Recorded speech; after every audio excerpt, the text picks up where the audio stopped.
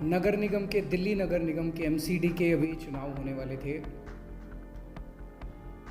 9 तारीख को जो दिल्ली चुनाव आयोग है, स्टेट इलेक्शन कमीशन है दिल्ली का, उन्होंने सुबह सुबह एक प्रेस इनविटेशन भेजा कि आज शाम को 5 बजे चुनाव आयोग एमसीडी के चुनावों की तारीख का ऐलान करेगा, डेट्स ऐलान करेगा, किस तारीख को नॉमिनेशन होगा, किस तारीख को विड्रॉ किया जा सकता है, चुनाव किस तारीख को होंगे।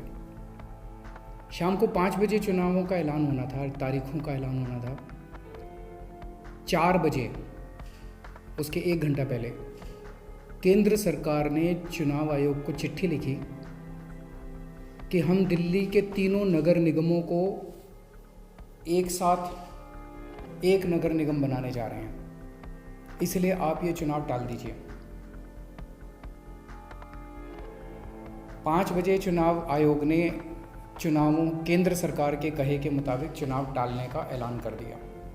7 साल से 8 साल से केंद्र में भारतीय जनता पार्टी की सरकार है। 8 साल अगर इनको तीनों एमसीडीज को एक साथ करना था, इकट्ठा करना था, 8 साल में इन्होंने क्यों नहीं किया? चुनाव की तारीखें ऐलान करने के 1 घंटा पहले इनको अचानक याद आई कि अब हमें तीनों एमसीडी को इकट्ठा करना है, इसलिए चुनाव टाल दिए जाएं। तो लोग कह रहे हैं कि एमसीडी को इकट्ठा करना, एक करना तो बहाना है। मकसद तीनों नगर निगम एक साथ करने का नहीं था। अगर करना होता तो 7 साल में कर लेते ये लोग। मकसद था चुनाव टालने का। ये देश के लिए अच्छा नहीं है। दोनों चीज़ें अच्छी नहीं हैं।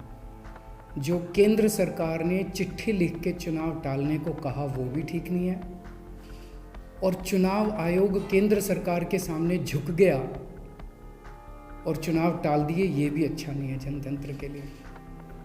मेरी हाथ जोड़ के प्रधानमंत्री जी से अपील है, प्रधानमंत्री जी, सरकारें आती जाती रहेंगी,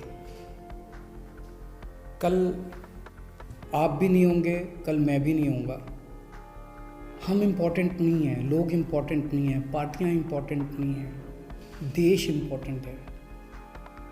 अगर हम चुनाव आयोग को दबाव डाल के चुनाव कैंसिल कराते हैं, इससे चुनाव आयोग कमज़ोर होता है, और चुनाव आयोग कमज़ोर होता है, चुनाव कैंसिल होते हैं तो देश कमज़ोर होता है। हम सबको मिलकर देश की रक्षा करनी है।